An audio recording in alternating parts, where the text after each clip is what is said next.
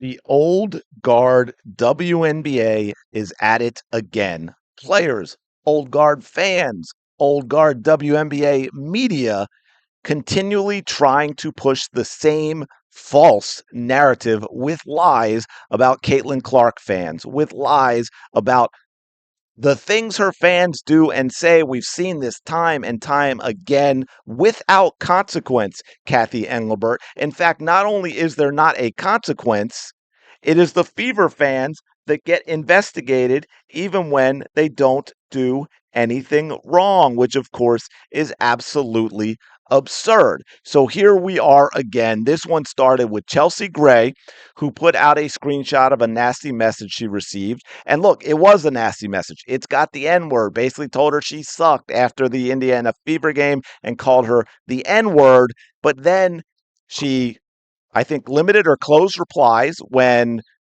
her insinuation of who said this turned out to be a lie because people investigate these things. Not journalists, the media doesn't, but other people do. Speaking of media, we got this from Callie Finn, works for USA Today Sports.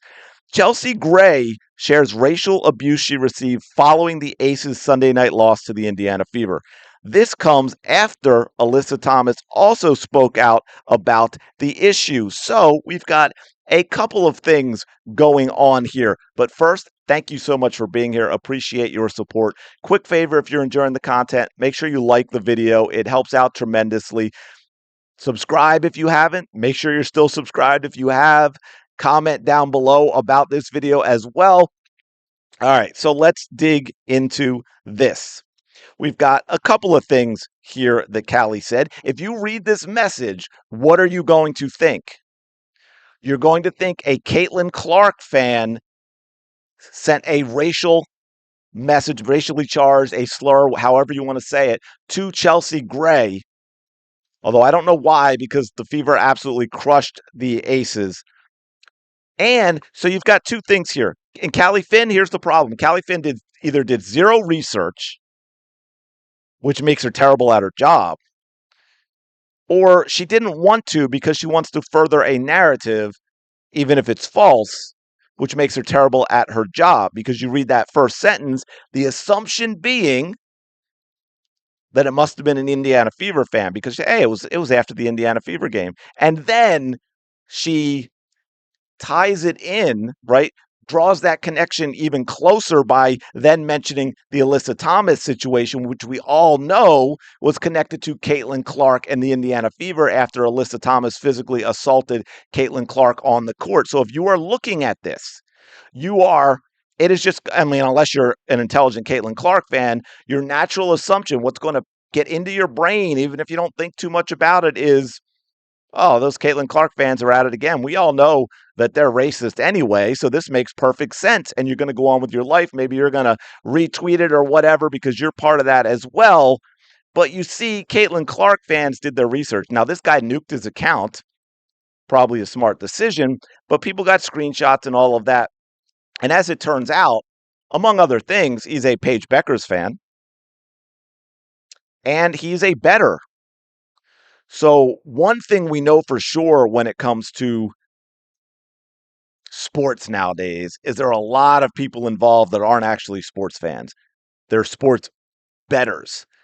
And you can bet on pretty much anything nowadays, even in game, right? So bettors betting a lot of money and someone costs them that money by missing an open three or bricking a layup or fumbling on their way to a touchdown, whatever it might be, or finishing with 99 yards when 100 yards would have got the better a big payday, especially if it's one of those people who, takes a knee at the 2 yard line when they could have scored so their team can run out the clock. And yeah, they send nasty messages. So we got a few things. We got that culture in all sports now, right? Social media obviously adds to it. A lot of people are absolute idiots. Social media saying things they would never say in real life.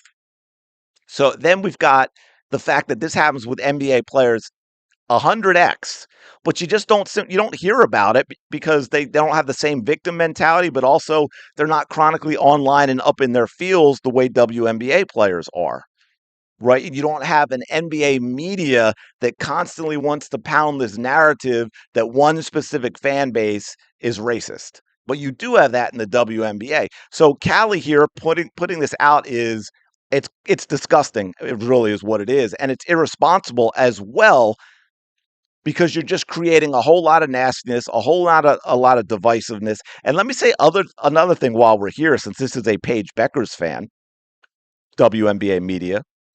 Let me try that again.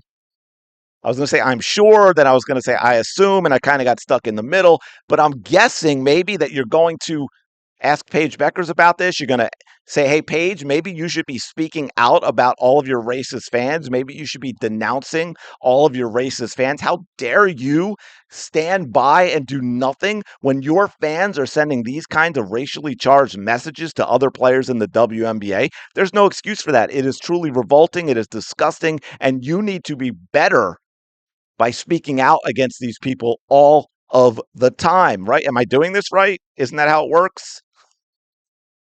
I'm pretty sure that is how it works. At least that's how it works when it's Caitlin Clark. It doesn't seem like that's how it works when it's anybody else. Kathy Engelbert, are you going to weigh in on this? Anyone? Bueller? And as bad as social media is, thank God we have it because we get pushback. Otherwise, all you would get would be people like Callie Finn reporting on it, right? Chelsea Gray receives a message. It could have been an email, right? If there's no social media, and puts out that she received this email, and then people like Callie Finn report like this, and it just goes around without pushback that it was a Caitlin Clark fan because there's no research, there's no social media page of the poster to go to, which fans have done. Like this one says, good thing this guy has nothing to do with Fever fans or Caitlin Clark. I bet he missed on his parlay because of her and got into his feelings. Plenty of losers talk like this, and even worse to other professional athletes. Sports gambling is doing real damage. That is 100% true. Here we go again with another idiot spreading misinformation and blah, blah, blah. So, yeah, I mean, this is the kind of crap reporting that we sadly get with the WNBA. And it doesn't seem to be getting any better. And this, I think, I know you could say it's kind of a separate issue, but I think this is kind of one of the reasons Congress is looking at this like, hey, what is going on? Because all of this is about one player, blame on one player, the media not doing their job. This is fake news. And in Callie's case, I would say it's deliberate because you're a journalist. You don't go to the page of the person who sent the message or made the post and just get an idea of who they are. No, you just try and let everyone assume based on how you worded your post that it is a Caitlin Clark fan. It's disgusting. As this poster said, you're going to get people hurt with this kind of divisiveness because you're a lot of mentally unhinged, mentally unstable people out there, and they constantly see this stuff. And you see all the stuff that goes on out there because you probably see social media, whether it's the knockout game or whatever. One of these unhinged, crazy losers is going to be walking down the street or in a store and see somebody in a Caitlin Clark jersey and physically attack them because that's how mentally unhinged a lot of people are. You've got them all ginned up about how these are awful people. These are evil people. So they're not even really human. So, of course, that justifies them getting physically assaulted and physically attacked when they're out in public. That person's a hero for attacking them. That's the kind of thinking that people like Callie are leading to with their type of reporting like this. It's disgusting. It's repulsive. It needs to stop. And I am so tired of it. Anyway, let me know your thoughts in the comments below. Like, comment, subscribe. Y'all know the drill. I will talk to you later.